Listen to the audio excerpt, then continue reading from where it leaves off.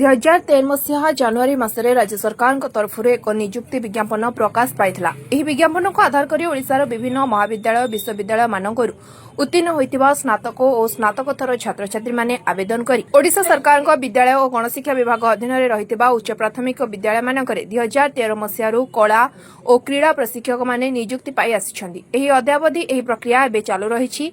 नियुक्ति पाइतिबा एही सामयिक प्रशिक्षक माने निस्वार्थपर भावे विद्यालय मानकरे निजर कार्य सुचारू रूपे संपादन करथुबा सत्वे प्रत्येकटी मुहूर्त अवहेलार शिकार होई आसुछन्ती। दीर्घ 12 वर्ष धरी एही सामयिक प्रशिक्षक मानकर क्यारियर एडवांसमेंट पॉलिसी सहित नियमित करबा जनित कार्य दाबी संक्रांत विभागीय मंत्री सचिव निर्देशक और अन्य पदाधिकारी तथा सर्वपरे राज्य सरकार दृष्टि आकर्षण करजाबत कौन सुफल मिल पारि नाही, जहाद्वारा अन्यमानक परिवार मानसिक जंत्रणार प्रतिटी मुहूर्त बंची आसुछि। विगत वर्ष मानकरे राज्य सरकार सर्वशिक्षा अभियान अधीन कार्यरत शिक्षा सहायक मानक 2008 मसीह गण शिक्षक मानक 2017 मसीह और बहुभाषी शिक्षक मानक 2022 मसीह क्याडरभुक्त कराई जो भाव में नियमित करिबारे प्रमुख भूमिका ग्रहण करथिले।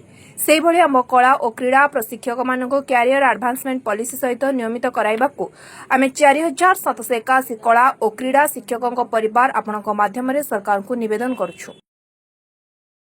आज को 13 वर्ष है आम सर्वशिक्षा अभियान अधीन कार्य कर विभिन्न स्तर में समस्त को भेटी आमर दाबी पत्र देवा सहित आम समस्त अनुरोध रखीचु जे आमको नियमित करंतु। आज को 13 वर्ष है आम कौन कैरियर पॉलिसी करा गला नहीं, तो आपण को धन्यवाद देवी। आपण माध्यम आम आम सरकार निकट में विनम्र अनुरोध करूँ जे आमको आमर हक दि जाऊ एवं आमको चाकरी स्थायित्व रख।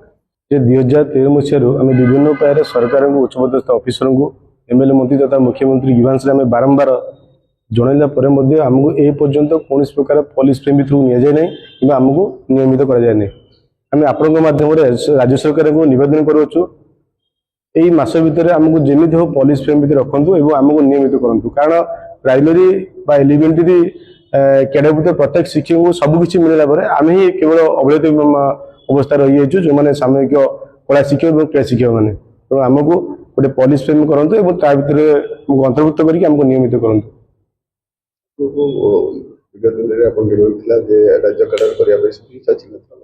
निश्चित भाव कैडरभुक्त करें तो सी आमको गोटे पॉलिसी फ्रेम करेंगे रेगुलर करेंगे कि ए पर्यंत कौन प्रकार कैडरभुक्त आमको सी करना निहती भाव गोटे आप चिंता करूँ प्राथमिक स्तर में गोटे साधारण कोमलमती छात्री निश्चित भाव गोटे कला शिक्षार आवश्यकता रही है क्रीड़ा शिक्षार आवश्यकता रही है माध्यम आम उपस्थापन बढ़ुची। यहाँ सरकार हृदयंगम करने दरकार यदि आम तृणमूल स्तर मानने गढ़ी तोलुनि हाईस्कल कि गले सी संपूर्ण शिक्षा लाभ करें। आम मान कथा सरकार निश्चित भाव ग्रहण करेंगे आम आशा रखीचु और आपण माध्यम जन दूसर सरकार को जे ये अनुरोध रस भितर आमको जमी भी सरकार पॉलिसी फ्रेम भितर रखु और नियमित कर उद्देश्य आज्ञा स्पष्ट भाव में मुझे गणमाध्यम रखीचु जे विगत दिन में 2013 मसीह आम मैंने कला क्रीड़ा शिक्षक भाव उच्च प्राथमिक विद्यालय ओडिशार समस्त उच्च प्राथमिक विद्यालय कार्य करुचु, किंतु आज पर्यंत आम मानक सरकार स्थायी नियुक्त प्रदान करना।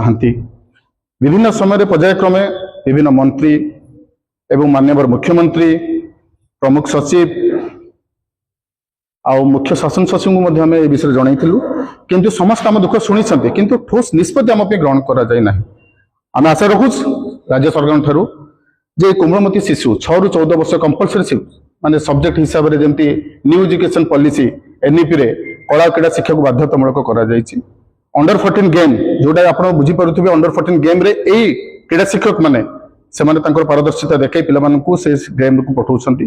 तेणुक हाई स्कूल रे पीटी अच्छी किंतु उच्च प्राथमिक विद्यालय मानक पीटी ना, किंतु से उच्च प्राथमिक विद्यालय जदि गोटे पीटी दि जाए सेठी जदि गोटे आर्ट टीचर दि जाए पिलामानकर शारीरिक विकास सहित एवं मानसिक दक्षता और विभिन्न दिग प्रति रुचि रहिबो। किंतु आज पर्यंत वास्तविक कथा राज्य सरकार या प्रति कहीं अवहेलित करछन आम मानक सब बेले में जाउछु, किंतु दुखर विषय चाकरी स्थायित्व एपर्यंत है ना। बाध्य हुई राज्य सरकार को आम यही प्रेस माध्यम अनुरोध करुचु जे आगामी दिन में जदि आपण माने मस भीतर आम मान समस्यार समाधान न करते इच्छा नथिले आज्ञा राजरास्ता को सपरिवार आसू पेट चाखंड परिवार।